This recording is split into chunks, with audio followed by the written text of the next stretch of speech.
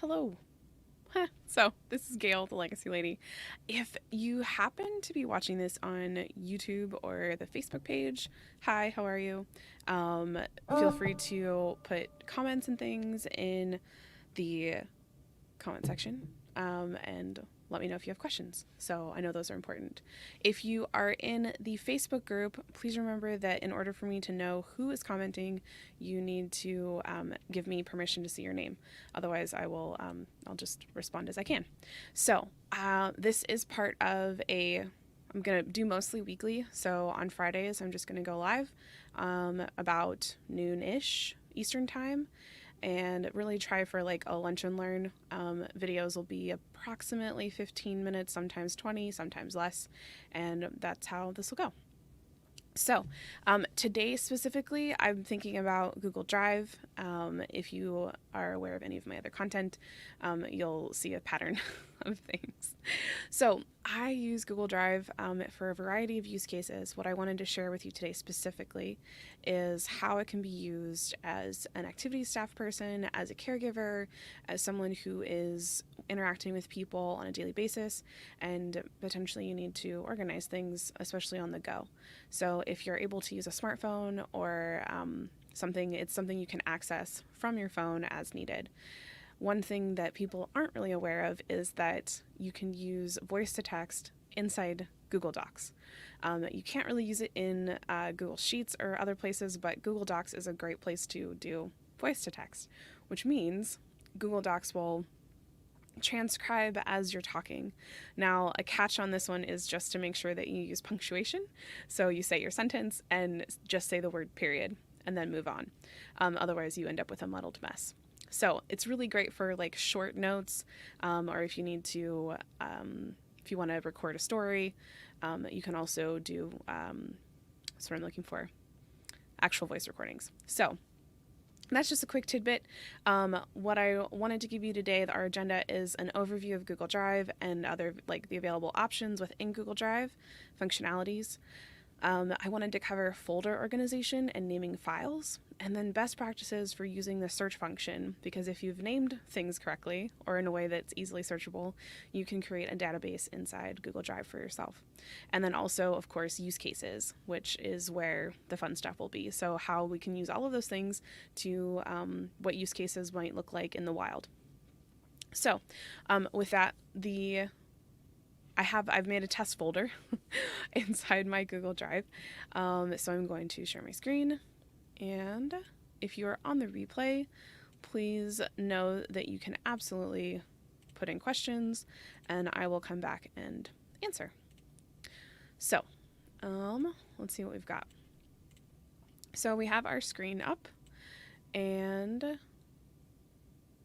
basically what I wanted to show here is that when you go to add something new in a folder, you have a couple of options. You have new folder, which is basically that file organization, which we'll talk about in a minute. You can upload a file from your computer. You can upload a whole folder from your computer. The things that I use the most are Google Docs, Google Sheets. I also use Google Slides for different things, and then Google Forms, which we'll go over a couple use cases for those. There's also a lot of other options, so Google Drawings, Maps, and a bunch of other stuff. But the things what we're going to really cover today is Docs, Sheets, and maybe a little bit of Forms. But those Docs and Sheets are really where I want to talk about, and folders. So Docs work just like Word Docs or the Apple equivalent. I can't think of what the Apple equivalent is. And then Sheets work a lot like Excel and whatever the Apple equivalent is.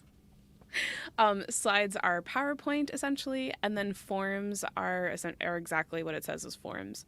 So we're going to go over Google Docs and a sheet and a folder.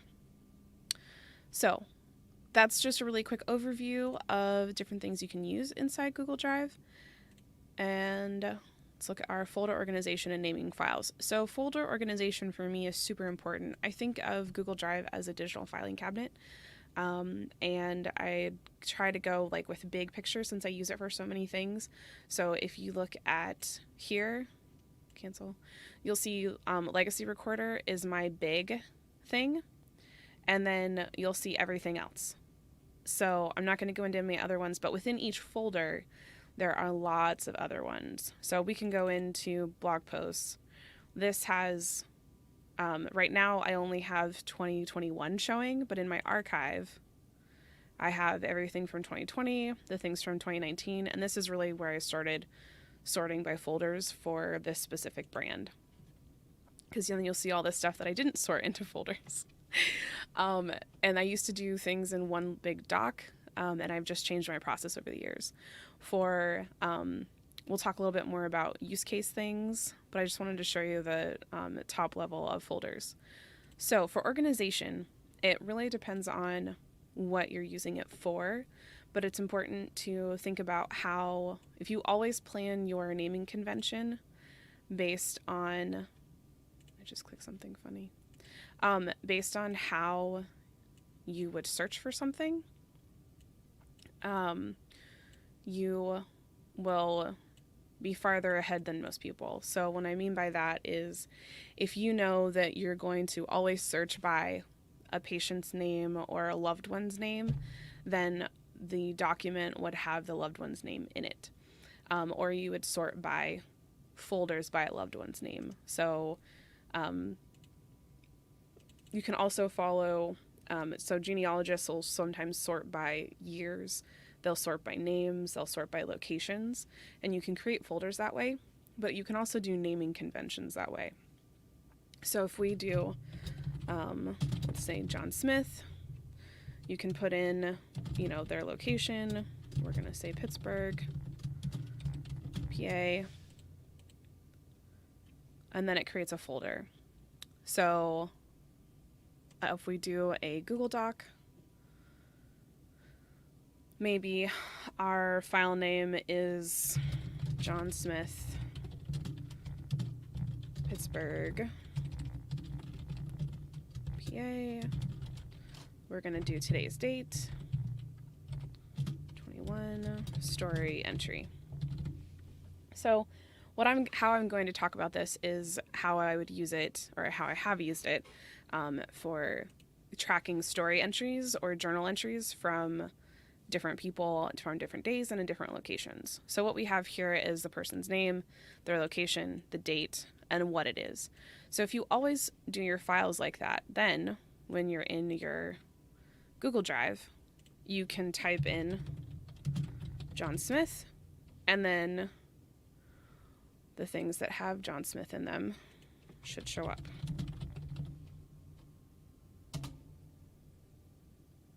So all of our results show up. Now, this John Smith is farther down. So John Smith must show up more in this one. But we're here. So it's basically, that's how the searching would work. Now, if you had only typed this in as story entry and you hadn't put John Smith in it, it would never show up in that search. So that's how we get a searchable database inside Google Drive. And that's a little bit about folder organization and naming files. So best practices for using the search function.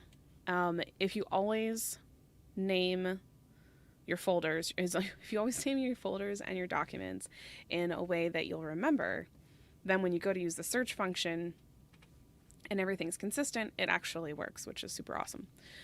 It's gotten me out of a lot of hot water being able to easily find things. So let's talk use cases. So Google Drive might not be the right solution for many options or many things. However, if you have many people you're working with from a storytelling perspective or care, Google Drive can help you sort the notes. You can use a spreadsheet to sort the notes if you don't want to have all of the extra folders. If you know that you can do one sheet per week, and then track their answers to stories, or answers to questions in one cell per week, like if one sheet's a week or one sheet's a month, or if a sheet is a person, you can contain everything in the workbook. Now, again, you can access all of this on your phone, which is super awesome. It's not pretty. So if it came to time, one of the reasons I like doing things in Google Docs is that it means when it comes time to potentially share a story entry, or I need to create a PDF or a book, or I want to send it to someone, it's really easy to copy paste, and I can format it how I need to. I can download it as a PDF from Google Docs without ever needing to do anything else. So, use cases could be if you're volunteering and you're working with someone and you want to be able to track some of your conversations. And when I say track, I really mean like just write summaries, depending on how much you're being asked to share or curate. Um, Even if it's just leaving yourself notes about what you want to ask about next time, that might be a really great use for the spreadsheet because you can easily see what you covered at a glance and what you want to ask next time. And that can work for caregivers, for family members, for people that are, if you're only coming in and someone's only there for an hour or two, they might be able to document things easily within Google Drive. What's neat about it is that with sharing, you're able to share it with anyone. You can make it so that that someone who you can change to anyone with the link. You can make it so that they can only comment. You can make it so that they're an editor or a viewer. So if there's family members that want to be able to add things to it, ask questions, if you have multiple people working with a person, it's a way to keep track of things instead of having it on paper. Same thing with the story entries. If someone wanted to ask follow-up questions, it would be a good way to be able to share documents and do that. So, if you are in the storytelling industry and you are in the business of helping others tell their stories, if you aren't already using Google Drive, it's something I highly suggest. Other things I like about Google Drive is that you can integrate with Zapier and set up automations. And if someone is in the field and they submit, they have something they want to add to someone's storyline, they can submit a form, whether it's on Airtable or Typeform or Google Form, and you can actually set up a Zap that will create a Google Doc for you, which is how I did a lot of my work a couple years ago when I was running storytelling projects for multiple facilities, because there were multiple people, multiple students. There's just a lot of moving pieces. So Google Drive and Zapier and actually Typeform at that time helped me curate all of the information, and then I was able to parse it down into usable Google Docs and folders so that when it came time to create the storybooks themselves, everything was already sorted, which a lot of that was derived from those naming conventions and folder organization. So if you kind of know what your goal is, if you know what your goal is and you know what the outcome you want, it's easier to come up with what the organization and file names are. If you're not sure where this is going, like maybe you're just thinking this would be, like you heard one or two really cool stories, maybe just start with one Google Doc and at least write down, the date, the time, and where you were and who you talked to, and then that summary. Other use cases is that if you are, what was I thinking about? If you're a volunteer group and you're out moving around between lots of different people, if you have lots of different, not lots, but if you have different volunteers that need access to different things, Google Drive is a great way to give them access to those things without allowing them to edit things. So, for instance, if you had the 5-minute storytelling scripts from which was one of my storytelling solutions from the Legacy Recorder, you could have those stored in your Google Drive. Everyone could have access with a link, and they can actually pull them up on their phone. If they're out and about and they need some help with getting a conversation started, that would be another use case.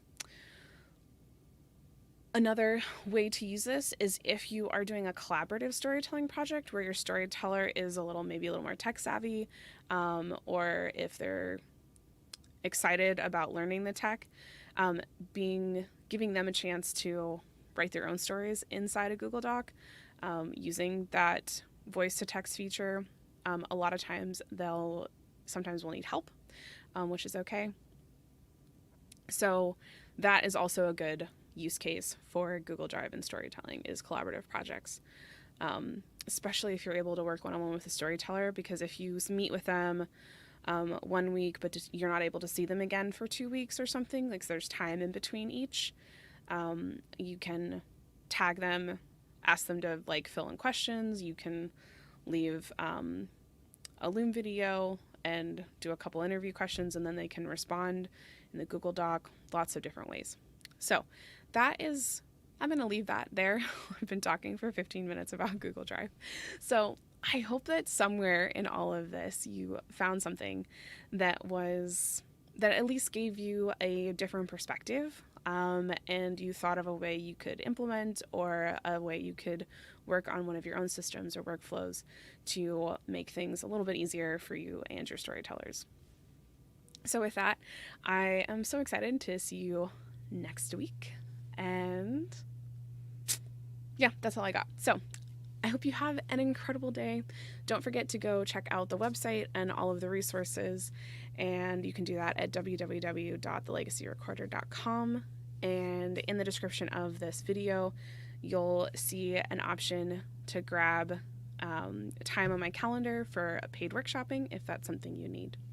So with that, I hope you have an incredible day, and I'll talk to you later.